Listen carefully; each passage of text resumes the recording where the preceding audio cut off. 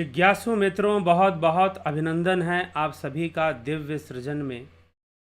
प्रत्येक दिवस की भांति आज फिर हम यहाँ पर यह लाइव चर्चा का कार्यक्रम शुरू कर रहे हैं और आज के लाइव चर्चा का जो विषय है, दान कैसे करना चाहिए या दान कैसे करें, सही में दान क्या है। आज यही विषय भगवान कृष्ण भी अर्जुन को इसी विषय की चर्चा कर रहे हैं कि दान कैसे करें। तो आइए गीता के माध्यम से यज्ञ और दान की चर्चा किस प्रकार से हो रही है।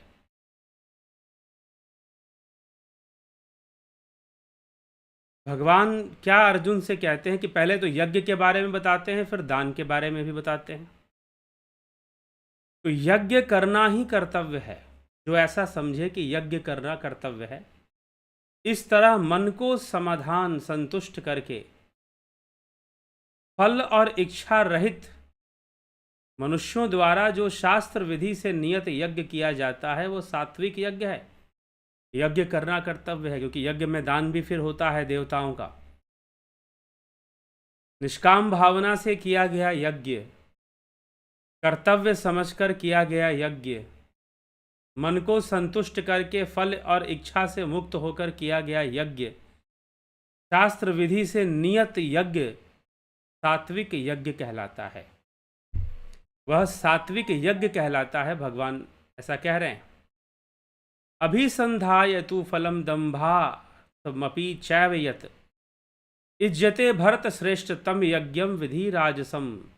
परंतु हे भरत श्रेष्ठ, जो फल की इच्छा को ही किया जाता है, फल की इच्छा रखकर जो यज्ञ किया जाता है, निष्काम भावना से नहीं किया जाता, अथवा दंभ के लिए भी किया जाता है। दंभ मतलब प्रदर्शन के लिए, कि हम बहुत बड़ा अनुष्ठान करवा रहे हैं, हम यज्ञ करवा रहे हैं।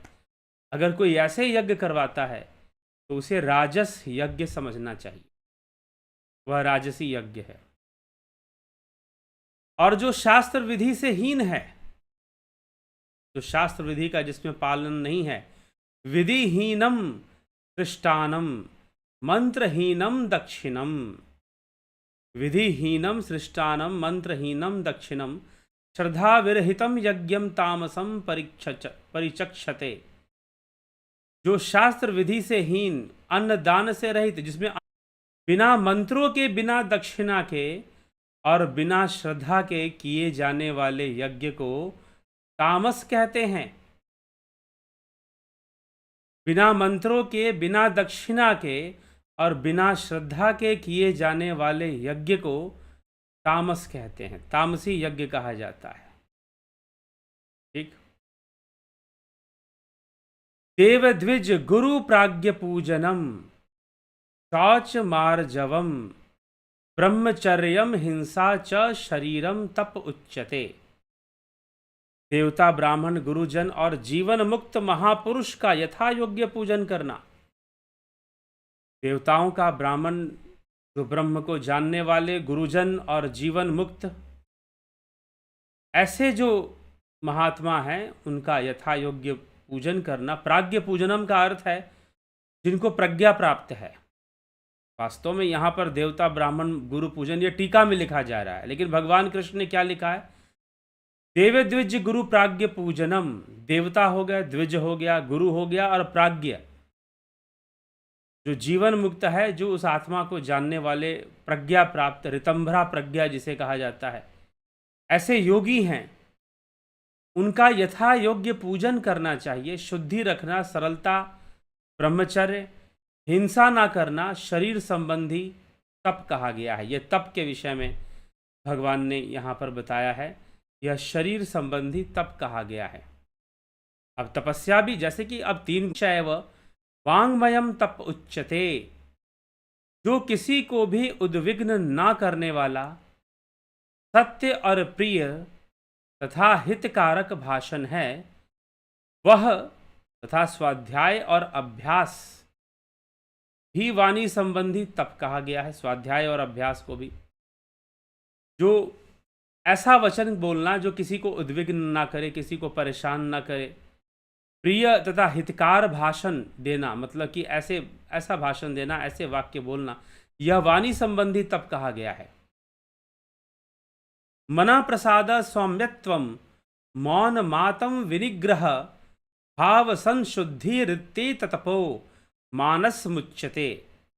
मन की प्रसन्नता, सौम्य भाव, मननशीलता, मन का निग्रह और भावों की भली भांति शुद्धि करना। मन की प्रसन्नता हो, सौम्य भाव हो, मननशीलता हो, मन का निग्रह हो, मनोनिग्रह, भावों की भली भांति शुद्धि, इस तरह यह मन संबंधी तप कहा गया है। मन संबंधी तप कहा गया है। तो इस प्रकार से हमको समझना चाहिए। श्रद्धा पर्याम तप्तम, परम श्रद्धा से युक्त, फलेच्छा रहित मनुष्यों के द्वारा 3 प्रकार शरीर, वाणी और मन से तप किया जाता है, उसको सात्विक तप कहते हैं। जो शरीर, मन और वाणी से तप किया जाता है उसे सात्विक तप कहा जाता है। तो भगवान कहते हैं कि तपस्या तो लोग करते हैं, लेकिन शरीर, मन, वाणी सब उसमें लगा है तो सात्विक है। जो तप सत्कार, मान और पूजा के लिए तथा दिखाने के भाव से, क्योंकि आदमी जब तपस्या करता है, यही तो समस्या है कि जब आप आध्यात्म के मार्ग पर या तपस्या के मार्ग पर चलते हो तो लोग, आप सोचते हो कि आप महात्मा दिखाई दो और लोग आपकी पूजा करें, लोग आपका सम्मान करें। तो ऐसी चीज़ें शुरू हो जाती हैं। मन में अगर किसी के ऐसे भाव आ गए कि भाई मैं तो बहुत तप कर रहा हूँ, बहुत भक्ति कर रहा हूँ, तो समाज मेरा सम्मान करे, और ऐसी भावना जब आ जाती है तो सात्विकता खत्म हो जाती है। उस साधना में, उस अध्यात्म में, उस भक्ति में सात्विकता नहीं रह गई, क्योंकि यहाँ पर तो फल की कामना आ गई, और फल की कामना आ गई तो फिर वो राजसी क्षेत्र में आ जाएगा या तामसी क्षेत्र में आ जाएगा, सात्विक नहीं कहलाएगा, सात्विक नहीं कहलाएगा। तो जब ऐसी भावना होती है कि जो तप, सत्कार, मान और पूजा के लिए तथा दिखाने के भाव से भी किया जाता है, वह इस लोक में अनिश्चित नाशवान फल देने वाला राजस तप कहा गया है। अनिश्चित नाशवान फल देगा, उसका कोई फल नहीं मिलेगा। मूढ़ ग्राहेणात्मनो यत पीड़या क्रियते तपः परस्योत साधनार्थम वा तथामस मुदाहृतम। जो तप मूढ़तापूर्वक हट से अपने को पीड़ा देकर अथवा दूसरों को कष्ट देने के लिए किया जाता है, वह तप तामस कहा जाता है। कुछ लोग दूसरों को कष्ट देने के लिए ही तपस्या करते हैं, मूढ़तापूर्वक ही तपस्या करते हैं। ऐसी तपस्या करेंगे, भाई जाओ, उस किसी का दुख आ जाए किसी के जीवन में, पड़ोसी मेरा बर्बाद हो जाए, बहुत तरह की ऐसी बातें होती हैं।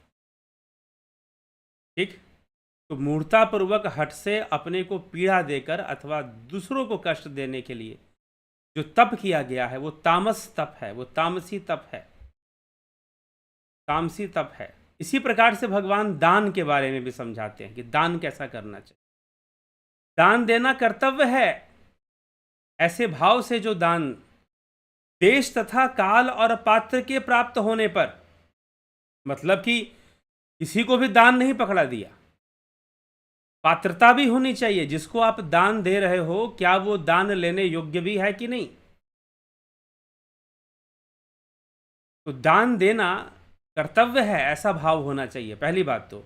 और जो दान दिया जाए वो काल और पात्र के प्राप्त होने पर दिया जाए, और अनुपकारी को अर्थात जो निष्काम भाव से दिया जाता है वह दान सात्विक कहा जाता है। तो भगवान दान भी लोग बहुत सारा देते हैं। तो कई बार तो लोग दिखावे के लिए दान देते हैं कि भाई हम दिखना चाहिए कि हम दान दे रहे हैं। तो कई बार लोग दिखावे के लिए दान देते हैं कि दिखना चाहिए कि हम दान दे रहे हैं। ठीक, ये दिखना चाहिए।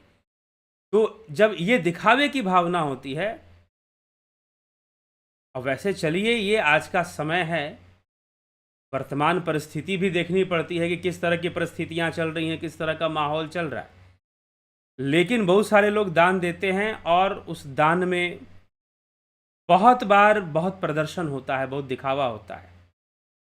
कुछ लोग तो ऐसे भी मिले, कुछ लोगों से ऐसा भी मिलना हुआ जहां पर वो दिखना जरूर चाहते हैं दान देते हुए, लेकिन जिम्मेदारी से जहां दान देना है वहां वो दान नहीं देंगे। हाँ, लेकिन जहां दिखाई देगा, जहां प्रदर्शन होगा, वहां दान देंगे। तो जो ऐसा अगर दान हो जाएगा तो वो सात्विक दान नहीं। इसलिए भगवान यहां पे कह रहे हैं, दो बातें हैं यहां पर कि एक तो आप व्यर्थ प्रदर्शन के लिए दान मत दो, दूसरा आप पात्र को दान दो। अब दान लोग गरीब आदमी को भी देखते हैं, और फिर कई बार जो समाज सेवा करने वाले लोग हैं या धर्म के क्षेत्र में काम करने वाले लोग हैं, उनको भी लोग दान देते हैं। तो आप देखिए कि वास्तव में कोई धर्म का उत्थान करने में लगा भी है कि नहीं। अगर लगा हुआ है तो आप दान दीजिए। जो वास्तव में समाज में कुछ कार्य करने में लगा हुआ है, वास्तव में गंभीरता में कुछ करना चाहता है, व्यर्थ की राजनीति ही नहीं करना चाहता है, तो अगर ऐसा कोई मिले तो आप उसे दान दीजिए। तो इसीलिए भगवान ने यहां पर कहा है कि जो देश काले च पात्रे च तद्दानम सात्विकम स्मृतम। देश काले जो देश काल और पात्र, देश तथा काल और पात्र के प्राप्त होने पर दान करना चाहिए। अगर कोई बहुत अच्छा समाज के क्षेत्र में पात्र के प्राप्त होने पर अनुपकारी को अर्थात निष्काम भाव से दिया जाता है, वह दान सात्विक दान कहलाता है। और दूसरा जो प्रदर्शन की भावना से नहीं, कर्तव्य की भावना से, दातव्यमीति यद दानम दीयते अनुपकारिणे। दातव्यम, दातव्यम, दातव्यम का अर्थ है दान देना कर्तव्य है। यह एक कर्तव्य है, दान देना कर्तव्य है। जब ऐसी भावना से दान दिया जाए, दान देना कर्तव्य है, ऐसी भाव क्षेत्र में दान करना चाहिए। मुझे इस क्षेत्र में दान करना चाहिए, यहाँ अच्छा काम हो रहा है, समाज के लिए कोई अच्छा कार्य कर रहा है। मदन मोहन मालवीय बनारस हिंदू विश्वविद्यालय जब उन्होंने बनाया, BHU, तो जब उन्होंने बनाने के लिए निकले तो उनके पास तो धन था नहीं, लेकिन उनके पास एक आइडिया था। धन भले नहीं था, लेकिन एक आइडिया जरूर था उनके पास, एक सोच जरूर थी, एक कल्याण की भावना, समाज कल्याण की भावना जरूर थी, और सनातन धर्म का विकास करने की भावना थी। तो उन्होंने उसके लिए दान मांगा, बड़े बड़े राजाओं के पास गए, और जो उसमें समझदार थे, जिनको पता था कि हाँ भाई हमें इस जगह पर दान लगाना चाहिए, इनके माध्यम से जो कार्य होगा वो अच्छा ही कार्य होगा, गलत कार्य नहीं होगा। वैसे बहुत बड़े हैदराबाद के निज़ाम, दरभंगा के महाराज और ऐसे कई राजाओं ने फिर जो है उनको दान दिया, और एक विश्वविद्यालय बन गया, बनारस हिंदू विश्वविद्यालय। तो इस प्रकार से दान किस क्षेत्र में आप पात्र को देखकर किस तरह से समझ रहे हैं, कैसा समझ रहे हैं, और किस ढंग से आप दान कर रहे हैं। तो इसीलिए यहाँ पर भगवान ने साफ साफ शब्दों में लिख दिया कि दान जो है कर्तव्य समझकर किया जाए, कर्तव्य समझकर किया जाए दान। और जो दान है पात्र को देखकर किया जाए कि हाँ, जो व्यक्ति है, जो पात्र है, वो वास्तव में समाज के कल्याण के लिए, धर्म के उत्थान के लिए कार्य कर रहा है, नहीं कर रहा है। पात्र देखकर, ज्ञान देखकर फिर दान किया जाए। अन्यथा कोई जरूरतमंद व्यक्ति है, जरूरतमंद कहने का मतलब बेचारा बहुत ही गरीब है, तो फिर ऐसे व्यक्ति की भी सहायता करनी चाहिए। तो पात्रता का, हाँ, अब कोई गरीब है,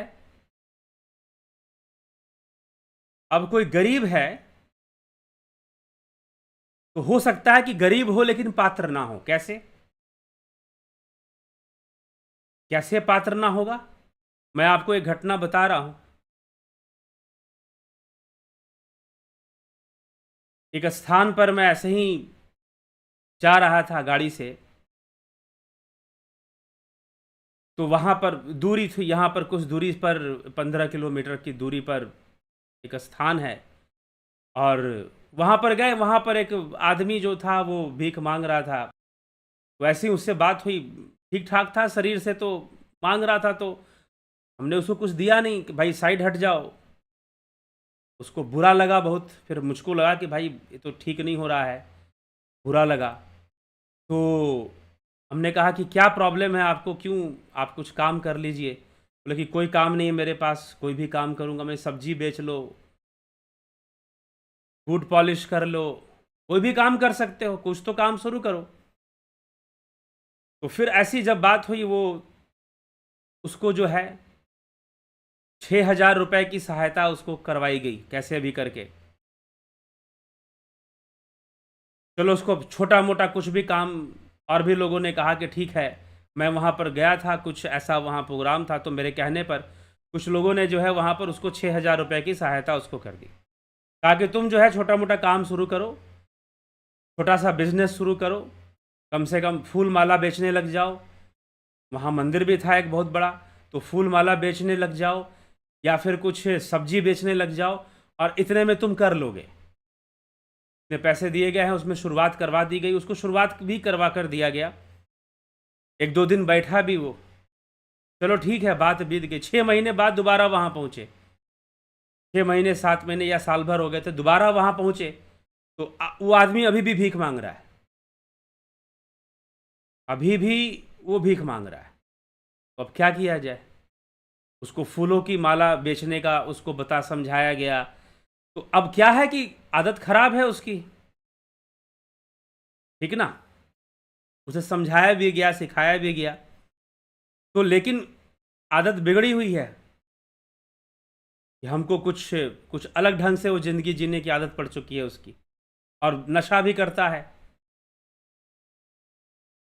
फिर लोगों ने कहा कि आप उसकी तरफ ध्यान मत दीजिए, वो नशेड़ी आदमी है, नशा ही करता है, तो ऐसे लोगों को दान दे, और वो हमारा दान वो नशा वसा कर कर और काम खराब कर दे, तो वो भी ठीक नहीं है।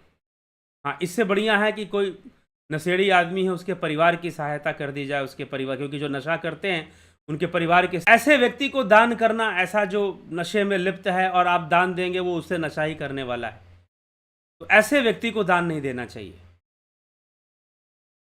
ठीक है। ऐसे व्यक्ति को फिर दान नहीं करना चाहिए। दान करना चाहिए जहां पर धर्म का उत्थान हो रहा हो, जहां समाज का कल्याण हो रहा हो, जहां शिक्षा का प्रसार हो रहा हो, जहां ज्ञान का प्रसार हो रहा हो, उस ज्ञान को बढ़ाने में, इस सनातन धर्म को विश्व के कोने कोने पहुंचाने में, विकास में जो दान हमसे संभव है वो करना चाहिए, ठीक है, वो करना चाहिए। तो भगवान यही यहाँ पर बहुत सावधानी से, और बहुत गंभीर बात है ये, कि भगवान कह रहे हैं कि देश काल पात्र को देखकर दान करना चाहिए, पात्र को देखकर दान करना चाहिए। ऐसे ही किसी को भी पैसे नहीं दे देने चाहिए, दान नहीं करने चाहिए, समझ कर करना चाहिए। तो भगवान यहाँ पर यही समझा रहे, दान देना कर्तव्य है। दातव्यमीति यद दानम दीयते अनूपकारिणे देश काले च पात्रे च तद्दानम सात्विकम स्मृतम।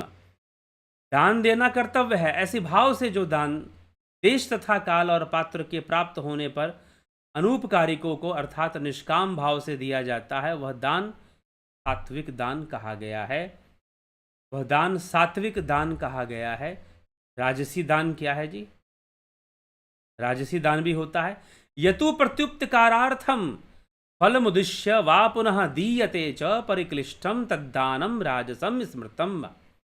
किंतु जो दान क्लेश पूर्वक और प्रत्युपकार के लिए तथा फल प्राप्ति के उद्देश्य से बनाकर फिर दिया जाता है, वह दान राजस कहा जाता है। फल प्राप्ति के उद्देश्य से, कई बार लोग यश की प्राप्ति के उद्देश्य से बहुत दान देते हैं, क्लेश पूर्वक देते हैं, प्रति उपकार के लिए देते हैं, ठीक है, अथवा फल प्राप्ति का उद्देश्य बनाकर फिर दिया जाता है, वह दान राजस कहा जाता है। आदेश काले यद्दानम पात्रेभ्यश्च दीयते असत्कृतम वज्ञातम ततामस मुदाहृतम। अर्थात अब तामस दान, जो दान बिना सत्कार के तथा अवज्ञापूर्वक अयोग्य व्यक्ति को, अयोग्य देश और काल में कुपात्र को दिया जाए, वह दान तामस हो जाएगा। तो जो कुपात्र को दिया जाए, अवज्ञापूर्वक दिया जाए, अयोग्य व्यक्ति को दिया जाए, बिना सत्कार के दिया जाए, बिना सम्मान के दिया जाए, वो तामस हो जाएगा। और जो प्रदर्शन के लिए दिया जाए, दिखावेबाजी में दान किया जाए, वो राजस हो जाएगा। ठीक है। और जो पात्र देश काल पात्र को देखते हुए दान करे, वह जो दान है सात्विक दान हो जाए। ठीक है। और कर्तव्य समझकर दान करे कि भाई ये ऐसे ही मैं दिखावे के लिए नहीं, बल्कि मेरा कर्तव्य है दान करना, ऐसा समझ के दान करे, तो वह दान जो है कल्याणकारी होगा, वह दान जो है सात्विक होगा। तो लोग दान करते हैं, लेकिन दान करते समय ध्यान रखें, मैंने ऐसे कई लोगों को देखा जो जिम्मेदारी से दान नहीं करेंगे, लेकिन जहां दिखावेबाजी वाली बात आ जाएगी, वहां पर दिखाने के लिए जरूर कुछ दान कर देंगे। चलो ठीक है, दान किया है आपने, अच्छी बात है, लेकिन दान वास्तव में ऐसा होना चाहिए जो समाज कल्याण को करे, ठीक ना, और धर्म का उत्थान हो। तो चलिए ठीक है, तो ये दान के विषय में भगवान श्री कृष्ण बहुत गंभीरता से कुछ श्लोकों में, 5 श्लोकों में वो बता रहे हैं कि दान किस ढंग से होना चाहिए, कैसे होना चाहिए, और कब तामसी हो जाएगा, कब राजसी होगा, और किस अवस्था में दान सात्विक होगा। यह सब हमने सुना। इन्हीं सब बातों को भगवान ने बताया है, गूढ़ बातें हैं और समझने योग्य बातें, क्योंकि हमारे जीवन से जुड़ा हुआ है। तपस्या हमें कैसे करनी चाहिए, तो 3 प्रकार की तपस्या की चर्चा भी भगवान श्री कृष्ण ने यहाँ पर कर दी है, और 3 प्रकार के दान की चर्चा, 3 प्रकार के तप की चर्चा। तो भिन्न भिन्न लोग हैं, वो भिन्न भिन्न जिनके ऊपर जैसा गुण हावी हो जाता है, राजसी गुण हावी हो गया तो राजसी सोच दान करेंगे, सात्विक गुण हावी हुआ और समझदार हुए तो उस समझदारी से फिर दान करेंगे। ठीक है, उस समझदारी से फिर दान करेंगे। तो यही विशेष बात है और यही हमें समझना चाहिए। विवेक से हमें इस पर चिंतन मनन करना चाहिए, और तभी हमें किसी को दान भी करना चाहिए। ठीक है, चलिए इसी के साथ हम आगे बढ़ेंगे। और कल से 2 मई से ये फिलॉसफी का कोर्स भी शुरू हो रहा है, लेकिन कुछ ही लोगों ने ज्वाइन किया है। बोला तो बहुत लोगों ने कि हम ज्वाइन करेंगे, लेकिन अभी तक किया नहीं है, तो जल्दी कर लीजिए। ठीक है, फिलॉसफी कोर्स में कई लोगों ने बोला कि हम ज्वाइन करेंगे, लेकिन अभी तक किया नहीं है, तो कृपया जल्दी ज्वाइन करने का प्रयास कीजिए। ठीक, 2 मई से शुरू हो रहा है, इसको आपने ज्वाइन कर लें। ठीक, आगे जो है आपके कमेंट्स देख लेते हैं। राजू पाल जी, संतोष कुमार जी, राकेश मराठे जी, शंकर प्रसाद जी, बहुत अभिनंदन। AK भट्ट जी, शरीर के 4 धर्म हैं जो आहार निद्रा आदि हैं, जो सब जीवों में समान है, किंतु मनुष्य के पास एक्स्ट्रा में 5वां योग है। चेतना के विकास के लिए तो बाकी जीव मनुष्य योनि में कैसे आएंगे? अपनी चेतना विकसित करने के लिए इच्छा से आएंगे। एक स्वाभाविक इच्छा होती है। संसार में दुखों को भोगते हुए और शरीर के बंधन के कारण चाहे जीव किसी भी योनि में हो, उसके अंदर मुक्ति की इच्छा आएगी कि मुझे इस शरीर बंधन से मुक्ति चाहिए, और इस कर्मों के बंधन से और इस तरह के अनेकों बंधन से मुझे मुक्ति चाहिए। तो वो मुक्ति की इच्छा से मनुष्य योनि में आएगा। इसलिए नर्तन भव बारिद कहु बेरो, सन्मुख मरुत अनुग्रह मेरो। तो नर्तन भाव, नर्तन कैसे प्राप्त होता है? करुणा से प्राप्त होता है। ठीक है, जो मनुष्य का शरीर है, कहते हैं कि जब, हालांकि जीव की इच्छा है, उसकी इच्छा ही उसे ले आएगी, लेकिन जीव की इच्छा जब होगी कि मुझे बंधन मुक्त, और ये स्वाभाविक रूप से होगी। जो आप देखिए कि आप देखते होंगे कई जीव हैं, उनको कोई घाव हो जाता है और बेचारे कुछ नहीं कर पाते। वो मनुष्य के तो हाथ हैं, अपने हाथ से बहुत कुछ कर लेता है, उनके पास हाथ भी नहीं होता, मात्र रोने के अलावा कोई विकल्प नहीं होता। ऐसे जीव होते हैं, चौपाए जीव, तो वो बेचारे दुख भोगते हैं, कष्ट भोगते हैं।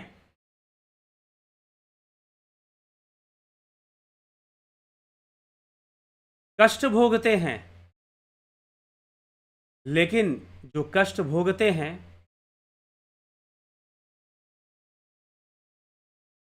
वो सभी जीव अपने मुक्ति का साधन ढूंढते हैं। कहने का मतलब वो ढूंढते क्या है, उनके मन में इच्छा हो जाती है कि मुझे मुक्ति चाहिए, और जब ये इच्छा होती है उन्हें मनुष्य जीवन मिलता है। लेकिन पिछले कई संस्कार हैं, आहार निद्रा भय मैथुन के, कई कर्मों के संस्कार हैं। तो वो जो कर्मों के संस्कार हैं, वो कर्मों के जो संस्कार हैं वो फिर से बांधते हैं। लेकिन इच्छा, मनुष्य जीवन मिल गया है तो फिर पहले तो इच्छा होगी, और जीव की इच्छा होती है, मुक्ति की इच्छा होती है।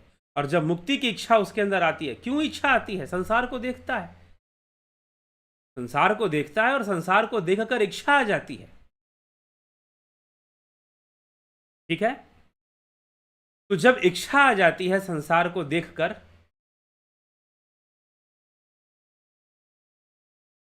तो वह इच्छा ही उन्हें मनुष्य जीवन में लाता है, और मनुष्य जीवन प्राप्त होता है। और मनुष्य जीवन में फिर योग शुरू होगा, साधना शुरू होगा। हो सकता है पहले जन्म में ना हो, दूसरे जन्म में हो। पहला जन्म बस खाने पीने में ही बीत जाए मजदूरों की तरह, और बहुत ऐसे में फिर धीरे धीरे वो विकसित होगा, इच्छा होगी, कहीं ना कहीं उसे कुछ ना कुछ मिलेगा, विचार मिलेंगे उसे कि मनुष्य जीवन मुक्ति का साधन है। तो कहीं ना कहीं उसे विचार मिलेंगे, तो वो लगेगा फिर उन विचारों के साथ, फिर थोड़ा सा बेहतर जन्म मिलेगा। और इस तरह से करते करते वह जो है मनुष्य जीवन में योग को प्राप्त कर कर अपना जीवन कल्याण कर ले। यह जीव के साथ होता है। हाँ, यह भी है कि मनुष्य जीवन में आकर भी अगर प्रयास नहीं किया, योग नहीं किया, कोई प्रयास किया ही नहीं, तो कभी कभी बीच में उसको फिर से जाना पड़ेगा। लेकिन एक बार जो मनुष्य जीवन को प्राप्त कर लेता है, उसके कुछ संस्कार भी अगर बन गए दोबारा मनुष्य जीवन प्राप्त करने के, तो अवश्य ही मनुष्य जीवन प्राप्त हो जाएगा। तो और मनुष्य जीवन जब बार बार प्राप्त होगा तो फिर मुक्ति भी एक दिन हो जाएगी, समाधि भी एक दिन लगेगी, क्यों नहीं लगेगी? यह जीव की यात्रा है। ठीक, चलिए। जगत नारायण जी बहुत अभिनंदन है, नवज्योति नाथ जी, अवनी प्रधान जी, भरत छबलानी जी, नरेंद्र माकुड़े जी, गोविंद प्रसाद कोरी, अमन कक्कर, रतन सिंह, सविता नायक जी, ओम तत्सत, नीति सिन्हा जी, विक्रम सिंह जी, विनोद कुमार सूद, उत्कर्ष तिवारी, राम निवास मीना, श्वेता राय सिन्हा, विष्णु चंद्र मौर्य, नथु सिंह, एके त्यागी, राम गोपाल जांगीर, नरसाराम, काशीनाथ, रूपलाल विश्वकर्मा, ओमराज हेमब्रॉम, सतीश मास्टर, घनश्याम सरोदे, योगेश खैरनर, सोनी पंडित जी, रामविलास जी, दिनेश भाई डाबी, उषा श्रीवास्तव जी, भगवती पटेल, शेखर, डिवाइन लव, बिमला शाह, किशोर वैद्य, हीरा लाल यादव जी बहुत अभिनंदन है, मनोज शर्मा जी, आशा रानी जी, अवधेश कुमार जी, सभी का बहुत बहुत स्वागत और अभिनंदन इस कार्यक्रम में। और कल फिर हम मिलेंगे लाइव चर्चा में 9 PM पर। तो कल तक की आप प्रतीक्षा कीजिए, और कल 9 PM लाइव और शेयर भी किया कीजिए। आप वीडियो जितना ज़्यादा हो सकता है शेयर कीजिए, जितना ज़्यादा आप शेयर कर सकते हैं। व्हाट्सएप पर, फेसबुक पर, अपने सोशल मीडिया आप लोग चलाते होंगे, तो उन सब पर वीडियोस को ज़रूर ज़रूर शेयर किया कीजिए। ठीक है, तभी ये चैनल आगे बढ़ पाएगा। ठीक है, तो इस पर थोड़ा सा ज़रूर आप विचार कीजिए और शेयर किया कीजिए। तो इसी के साथ आज के कार्यक्रम को हम यहाँ विराम देते हैं। कल फिर मिलते हैं 9 PM लाइव चर्चा में।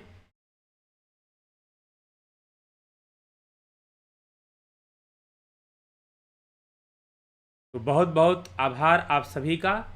ओम तत्सत।